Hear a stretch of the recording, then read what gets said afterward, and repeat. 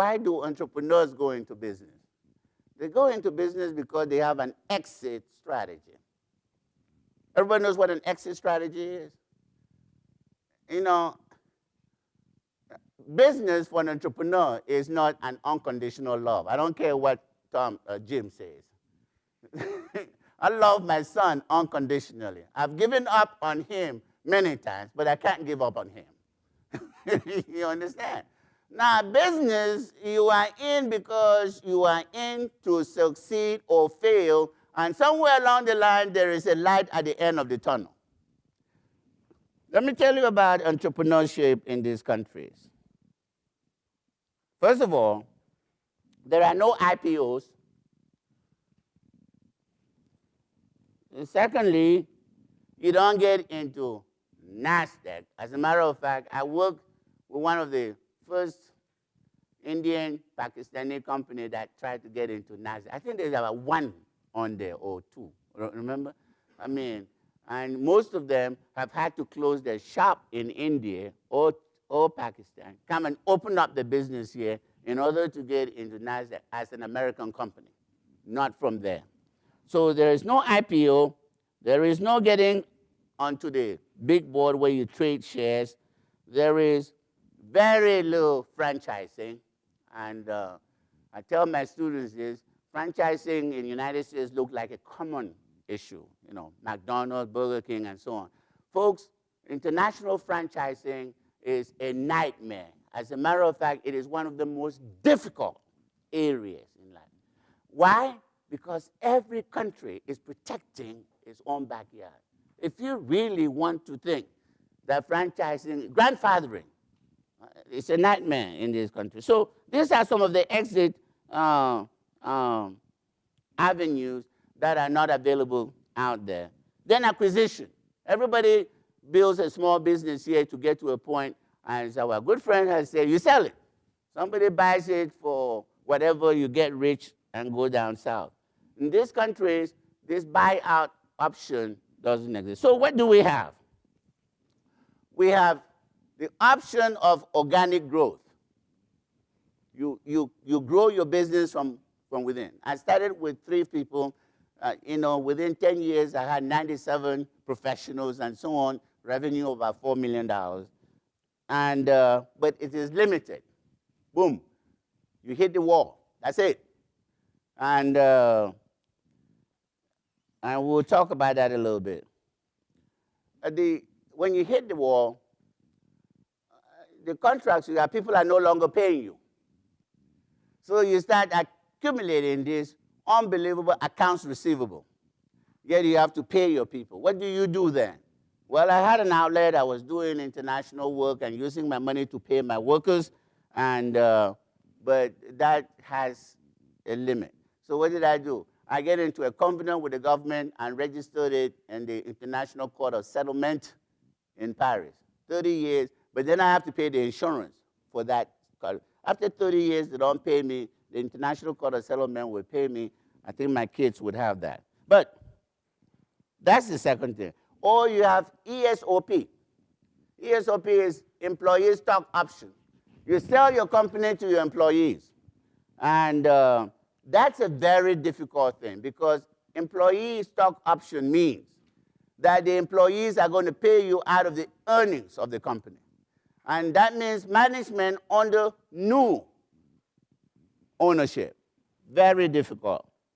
Or you get nationalized. The government buys your company.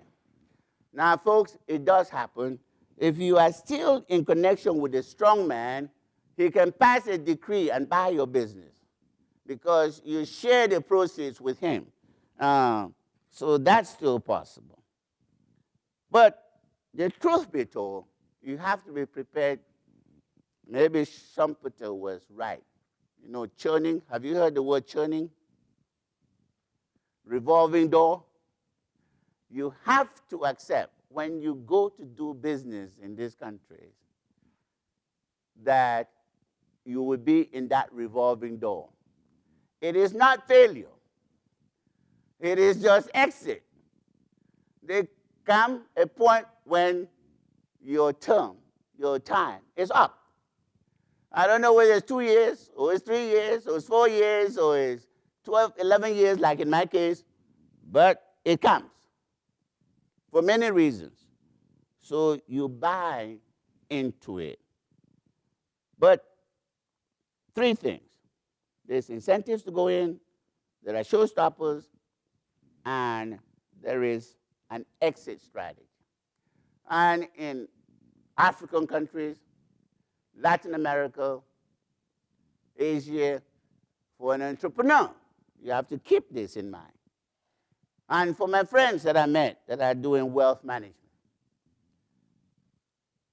when I was at the UN, Merrill Lynch have this private equity group, wealth management group.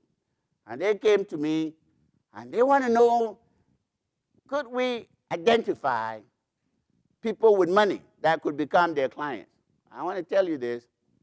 In the UN, they have a system where all the money flows from the third world countries. When it leaves their central bank to any bank, we can see it.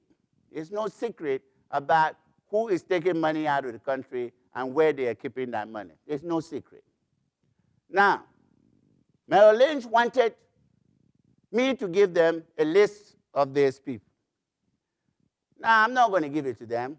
That's not ethical. But they can find it out themselves. But what I want to tell you, there's no secret that in Africa or in Latin America, the people that have money are the politicians and the bureaucrats.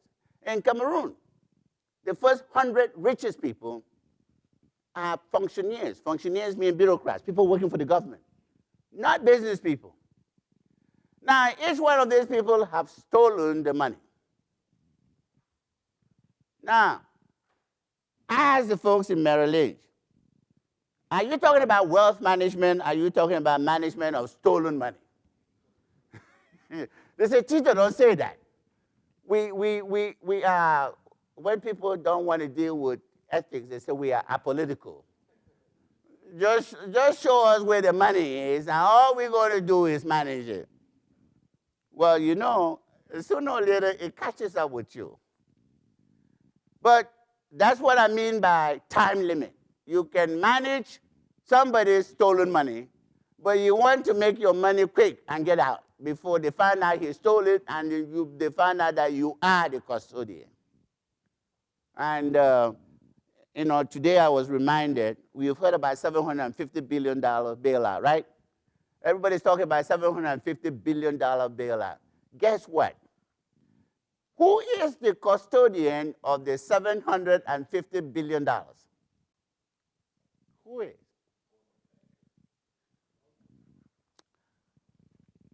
Two days ago, they announced, nobody heard it because none of you remember, that Mellon Bank is the custodian of the $750 billion. Well, wealth managers in this room, I don't need to tell you this. I made a call to a friend of mine, one of my students, big time in Mellon Bank. I said, what are they doing for diversity? Because Tito Inc.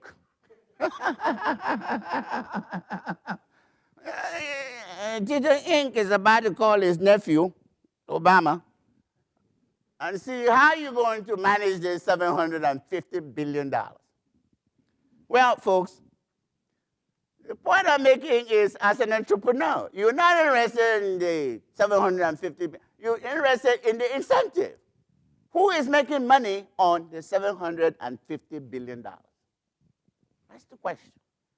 And for this, folks, you know, out there or in here, these are issues that we need to think about. So I would leave you here with the incentive. What is it? Not the motivation for going out there to do business. The incentive means, what do you plan to get out of it? And if you have a wife or a husband like mine, she's going to ask you, where's the money? That's incentive.